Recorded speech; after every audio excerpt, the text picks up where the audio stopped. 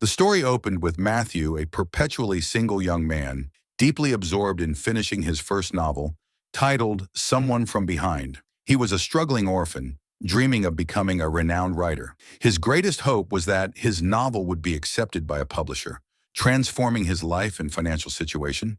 Day after day, he worked as a daily laborer, assisting with a cargo truck. His job involved the endless task of loading and unloading all sorts of goods, from food and clothing to restaurant waste, and sometimes even moving college students' belongings. One day, while making a delivery to a university campus, Matthew coincidentally spotted a famous novelist giving a seminar to literature students. The writer, Alice, appeared young and beautiful. Matthew immediately felt an attraction. It was a clear case of love at first sight. However, as he was enjoying gazing at Alice, his friend abruptly snapped him back to reality, reminding Matthew that they were just common laborers. Matthew then shrugged it off and went back to work. Days later, Matthew received the long-awaited reply from the publisher. Unfortunately, his novel was rejected, crushing his hopes in a matter of seconds. Undeterred, he called the publisher to ask which parts of his writing were unappealing. He hoped to revise his novel, but the call was immediately disconnected. The very next day, Matthew was back at work, assigned to clean an apartment. Its elderly tenant had passed away 2 days prior. The apartment owner explained that the old man had rented the place for 35 years, living alone without any family, and no one had ever visited him. They were instructed to take some furniture to a charity, while the remaining items should just be thrown away. Inside the old man's bedroom, Matthew saw it was filled with books, newspapers, and various other odds and ends. This clearly indicated the deceased had been fond of reading and writing. Matthew quickly began putting the items into plastic bags. He discovered the late old man's name was Leon. He also found a photo of a young Leon, who was once a soldier and had fought in Algeria. Suddenly, a dusty, leather-bound book tumbled from the top of a cabinet, startling him. Curious, he opened it. It turned out to be Leon's personal diary from his time as a French soldier in Algeria.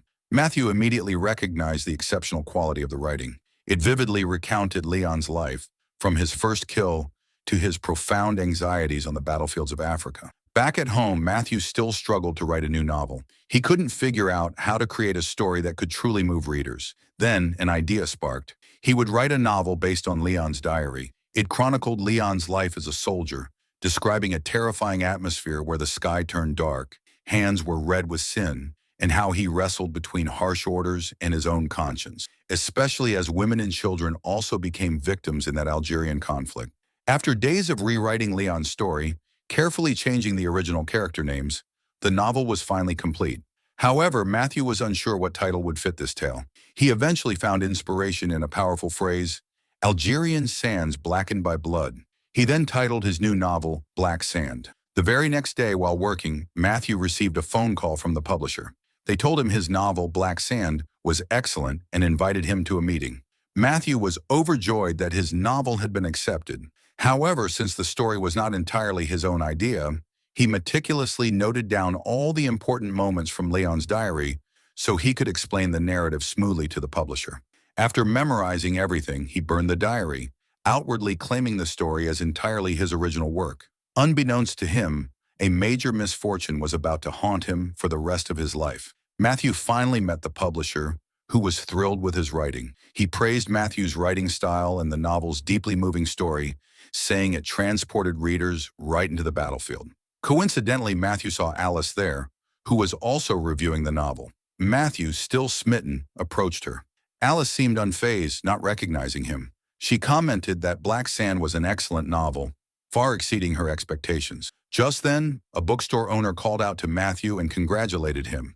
Alice suddenly realized that the man she had been talking to was Matthew, the author of Black Sand. This, of course, impressed her. 3 years later, Matthew had become a renowned author.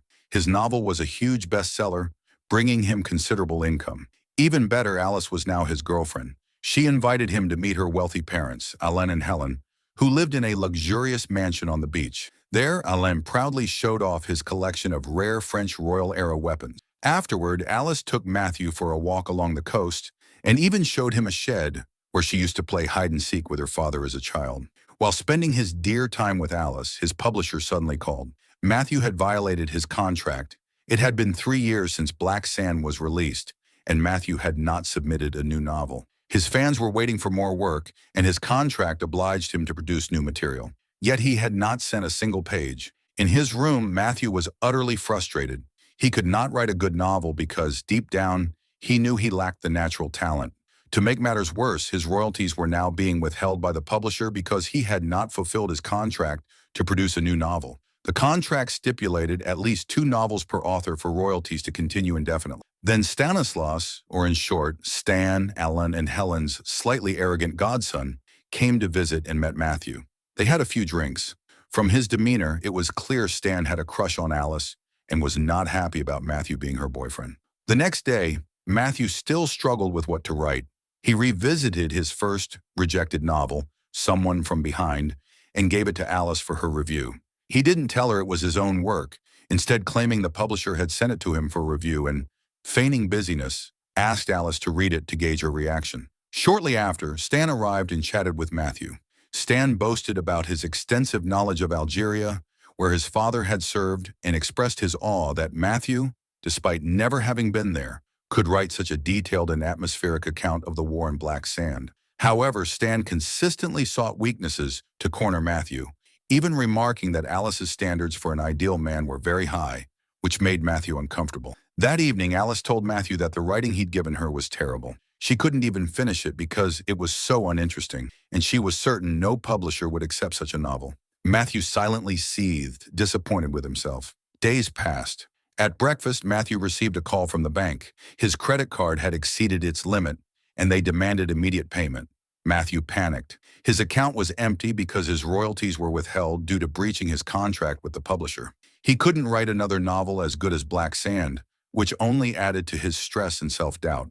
Desperate, he faked an accident and went to the hospital, claiming he had been attacked by robbers. This was a lie to prevent Alice and her family from realizing he was actually stressed and self-harming himself. Meanwhile, Stan seemed to sense something suspicious about Matthew. Back home, the publisher relentlessly hounded Matthew for the new novel manuscript, but Matthew only offered empty promises. He hadn't even written a single paragraph.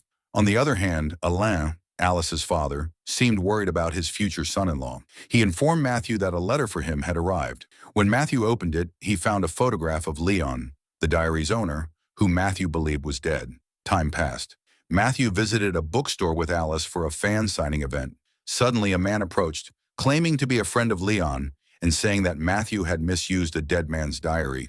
The man, identified as Arnaud, demanded $500 million as hush money, threatening to expose to the public that Black Sand was not Matthew's original work. The next day, Arnaud called, demanding the money. Matthew asked for time, explaining that his account was empty. Arnaud then revealed he knew Alice and her family were hanging out in the yard, implying he had been spying on their house.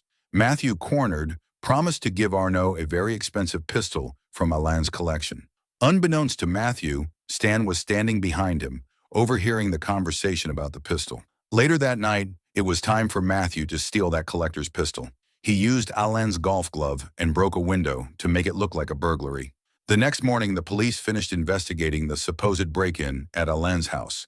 Matthew and Alice suggested installing an alarm system. Meanwhile, Stan, suspicious of Matthew's conversation from the day before, bravely ventured to search Matthew's room. At the same time, Alice and her father went for a walk on the beach for some fresh air, with Matthew opting not to join them. Back in Matthew's room, Stan discovered a wooden book box. At the same time, Matthew walked in and found Stan holding the pistol he had hidden. Stan immediately attacked Matthew, declaring that he would never have Alice. In a desperate struggle, Matthew hit Stan on the head with the pistol. Tragically, Stan died from that head wound, leaving Matthew bewildered. His intention was never to kill. Moments later, Alice's voice echoed from a distance, prompting Matthew to quickly hide Stan's body in the closet, along with his belongings. As he cleaned himself, Matthew noticed Stan's scratch marks on his neck, which he then covered with a collared shirt. Soon Alain and Alice arrived, wondering why Stan had left so abruptly without saying goodbye. Alice tried to call him, which made Matthew panic. He quickly silenced Stan's phone and sent a text message to Alice, claiming Stan had left due to an urgent matter. That evening, they all had dinner together when suddenly something dripped from the ceiling onto the dining table. Matthew immediately feared it was blood from Stan seeping through, but it turned out to be only his own fear. The liquid was actually blood from his nosebleed. Alice tried to help him, but Matthew refused and left the table, rushing to check the closet. To his relief, there was no red liquid leaking or pooling on the floor. Shortly after, Alice came to check on Matthew, bringing her dog. The dog began barking intensely at the closet door, which angered Matthew slightly, and he told Alice to leave immediately. Later that night, as everyone slept soundly, Matthew retrieved tools from his in-laws' shed. He wrapped Stan's body in a mat, and with his slender build, he exerted all his strength to push the bundle from the upper floor. He then carried it to the beach, planning to sink the body. Matthew found heavy metal weights to submerge Stan in the sea, and the gruesome scenario finally began. After successfully executing his plan, Matthew rushed back, but strangely, the boat's engine stalled. Soon a marine police patrol boat appeared on the water. Panicked, Matthew immediately dove to the seabed, fearing discovery, and swam desperately toward the shore. The morning sun had already arrived. Matthew hurried back home before the household woke up, wanting to appear as if he hadn't gone anywhere. He quickly got into bed, but Alice was already awake and silently wondered where Matthew had been all night. Later that afternoon, Matthew woke up and looked for Alice, thinking she might be at the beach, and sure enough, Alice was engrossed in reading a novel. She was startled to see a wrapped bundle floating by the rocks. However, it was just Matthew's nightmare. He then took a refreshing shower and quickly handed the stolen collector's pistol to Arnaud. Arnaud was thrilled, knowing the antique pistol's high value. He then revealed he was Leon's son. He had never visited his father when Leon was alive, but now that his father's diary had become a best-selling novel, he was claiming kinship and extorting money from Matthew. Upon returning home, Matthew was shocked by Alice's changed demeanor. She accused him of cheating the previous night, which Matthew vehemently denied. Alice also pointed out numerous calls on Matthew's phone, assuming they were from another woman, when in fact they were from Arnaud. Matthew desperately tried to explain that she was the only woman he loved. He had always dreamed of her since the very first sight, but he was no one back then. Then black sand changed everything. They started to get to know each other, and that was the happiest day of his life. Matthew finally confessed that he wasn't a great writer and that the novel wasn't truly his.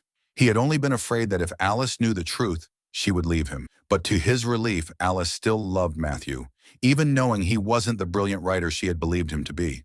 Their love, she said, was true and needed no reason. They reconciled and spent the rest of the day together. Days later, Matthew found inspiration to write a novel about his own story. It began with his past as a nobody, his falling in love with a high society girl, his intense struggles, and everything that had happened in his life, including the murder and the lies he had experienced. Of course, he changed all the character names so Alice and everyone else wouldn't suspect it was his real story. Matthew wanted to prove that he could write a good novel with his own hand, while Alice continued to encourage him never to give up. Finally, the novel was complete. He titled it False Pretenses and confidently wrote his name as the author. However, when he went to find Alice on the beach, he instead saw that the police had discovered Stan's body in the sea. Panic surged through him. His problems seemed endless. The police soon arrived at their house and informed the residents that skin had been found under Stan's fingernails, suggesting Stan had scratched his assailant. The police requested that every member of the household, including neighbors and anyone known to Stan, undergo a DNA test in Paris on Sunday. As if that wasn't enough, Arnaud called Matthew again, demanding more money. Matthew grew increasingly frustrated. He was in a dilemma. If he took the DNA test, he would surely be caught for Stan's murder and sent to prison. He began frantically thinking of a way to escape this impossible situation. The next day, Alice and her parents left to meet Stan's parents in Paris for the funeral. Matthew couldn't join them, feigning a meeting with his publisher.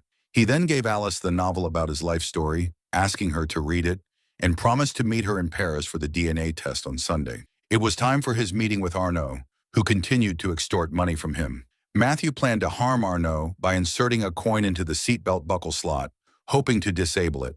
Arnaud, feeling superior, threatened to harm Alice and her family if Matthew didn't give him the money, even planning to take antique items from their home himself. Matthew, now utterly disgusted, crashed the car into some rocks. Fortunately, Matthew survived, but Arnaud had perished. His seatbelt clearly failed. Matthew then conceived a desperate plan to escape the DNA test and imprisonment. He moved Arnaud's body to the driver's seat and put his watch, wallet, and phone on him, hoping everyone would believe Matthew himself had died. The risk, of course, was that he would be presumed dead and could never live with Alice again. To ensure the scenario's perfection, he doused the car and the body with gasoline and set them ablaze. Matthew then vanished, with the entire world believing he had died in the accident. 2 days later, Matthew watched the news from a hotel, seeing reports that he, the phenomenal author of Black Sand, had tragically died in a car crash. 2 years passed. Matthew had reverted to his old self, working as a junk hauler. He had come to terms with the fact that he was not a great writer and that this was perhaps his true fate. For him, it was better to be an ordinary person than to be famous and rot in prison. Though his wages were meager, his life was finally peaceful, free from the burden of living a lie. Soon rain fell, drenching the city streets. As he walked past a bookstore on his way home, Matthew was stunned to see his own photograph displayed prominently. The novel about his life, False Pretenses, which he had given to Alice, had been accepted by a publisher and was now a bestseller across Europe. Not only that, but he also saw Alice inside with a baby who was in fact his own son. Matthew looked devastated, unable to embrace his adorable child. Suddenly, Alice glanced toward the door, and the story ended.